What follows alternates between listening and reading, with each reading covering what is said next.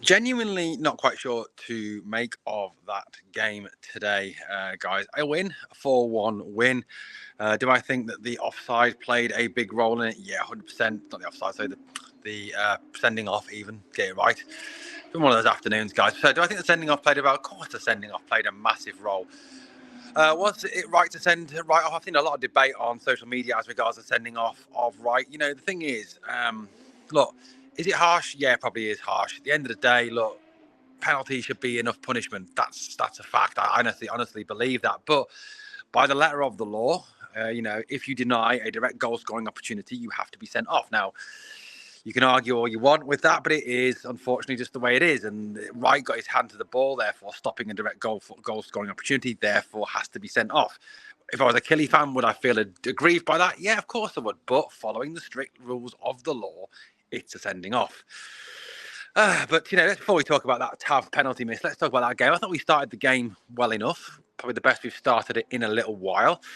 But the game was ruined by VAR at the start. The amount of VAR reviews and the time it took to do those VAR reviews were utterly ridiculous. I mean, I think one of them took 2.5 minutes, and it was blatantly not a penalty. I mean, you could see that from the first picture that it wasn't. Why it took 2.5 minutes, God only knows. So, look, that's the first one. Then, Borna Barisic gets mugged off. Armstrong gets the ball, whips the ball to the back post. Tav goes missing, loses his man. They bundle the ball back across. It goes in off Tav, and it's an own goal off Tavernier. Great. Well done, James Tavernier. Great. An own goal. Not only do you lose your man, but you then concede an own goal. I thought Tav was shocking today. I thought he was very poor. A couple of nice crosses in, yes, but overall thought he was poor today. We get back into the game. Lundstrom scores, but the Bennett's disallowed because Dessers is offside. Then eventually we get the penalty, which, like I said, it is a penalty. Unfortunately, like I said, it is a red card because that, by the strict letter of the laws, and someone who is a ref, I've passed my refereeing qualifications. Unfortunately, it is a penalty and it is a sending off. It has to be by the strict letter of the law. Then Tav steps up, misses the penalty. So, can your day go from any bad to any worse, Tav? Not only just score an own goal, but you then miss a penalty as well. Got to credit, though, Will Dennis with the save. Great save by the Killy keeper. The game changed, didn't it? I think, against 10 men, would the game have finished 4-1 if Killy had 11 players till the end? I don't honestly think so. I think it would have been a tough battle, possibly a 2-1, possibly a 1-1. I don't know. To me, Rangers still a bit slow. The passing wasn't great. Just no urgency, no killer instinct. I thought Dessers today was absolutely shocking. Absolutely shocking. The chances that he missed or passed up today were incredible.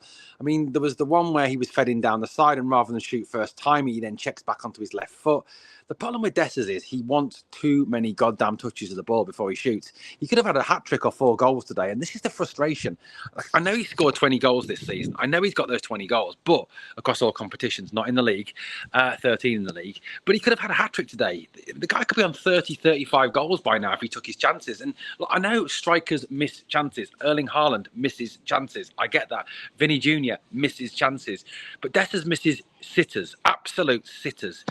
And to not even work the goalkeeper for me is utterly unforgivable in those situations. It really is. I thought he was poor today. Very, very poor. Lucky to stay on the park.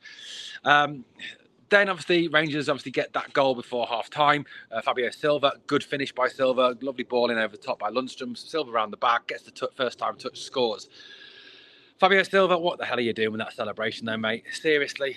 I mean, hold your name up to the crowd and then giving it this, I think, is just ridiculous. I mean, it's disrespectful to the fans. I know you're not our player. I know you're not staying. I know you don't really care. But still, you've still got 4 more games with us, or 4 more games with us now. And you've got the Old Firm next week. Show some respect. Seriously, show some respect. Second half, Rangers again started. It wasn't brilliant. Too slow in the starting, too static. Not fantastic. Substitution at half-time. Balogun went off injured, back problems. Great, another injury. A centre-back, another centre-back. Although I thought Ben Davis was excellent in the second half. I mean, fair play to the lad. He's had a lot of criticism this season, but I thought he did very, very well. Shot goes in, the keeper fails to handle it. Davis follows it in, makes it 2-1 Rangers. And the goal his performance deserved. He did play well, I thought. Read the game well, tackled well, blocked, covered back well. I think also gave the defence a more natural balance as well, especially when Ridvan came on the left side as well. I thought he was he did really well when he came on, Ridvan. Put a real lively spurt on down that left-hand side, and it just gives a natural balance. Davis left-footed, Ridvan left-footed, Suter on the right side, not the left side. He's a right-sided centre-back, Suter. And then obviously a right back as well with a right foot. It just, to me, looks better from that aspect. Tom Lawrence was a cracking goal, a fantastic goal. I mean, the way he checks it through that Kilmarnock player's legs and then smashes it in the top corner. Absolutely fantastic finish from Tom Lawrence to make it 3-1. And at that point, I think a lot of us would have thought 3-1, job done. Game over. I think a lot of us, though, were willing us to go and get more goals. And look, against 10 men, you've got to take advantage. You've got to go on and get 4, 5, 6 goals. You know, the goal difference is just basically in the same situation it was pre-weekend. With again, you know, the whole league situation, 3 points behind them, 5 goals behind them. It's exactly the same. You know, Rangers aren't clinical enough. It's going to cost us, I think, this season, even if we do beat them at Parkhead next week. You know, our lack of clinicalness, our lack of finishing touches in front of the goal, our Dessa's misses, our just our inability to put the ball in the back of the net more consistently could really cost us. 4th goal from Suter finishes it off nicely, makes it 4-1, makes it look a little bit better than it perhaps was. Was it a good performance? No. Was it a terrible performance? No. Was it an average performance? Probably, yeah, about right. Do I think the game would have finished the same if Killy kept 11 men on the pitch? No, I don't think that would have been the case. I think it would have been a lot tighter than that. Overall, it's 3 points. It's a job done. On to next week, but there's going to have to be a massive uplift in performance, a massive improvement in performance if we're going to beat that lot next week. Guys, let me know what you think in the comments down below. And obviously, please smash that sub. Thanks for watching Glasgow Rangers Nation, guys. And as always, on the way out, 2 things I ask of you. 1, smash the like. Helps the video. Number 2, remember always, we are the people.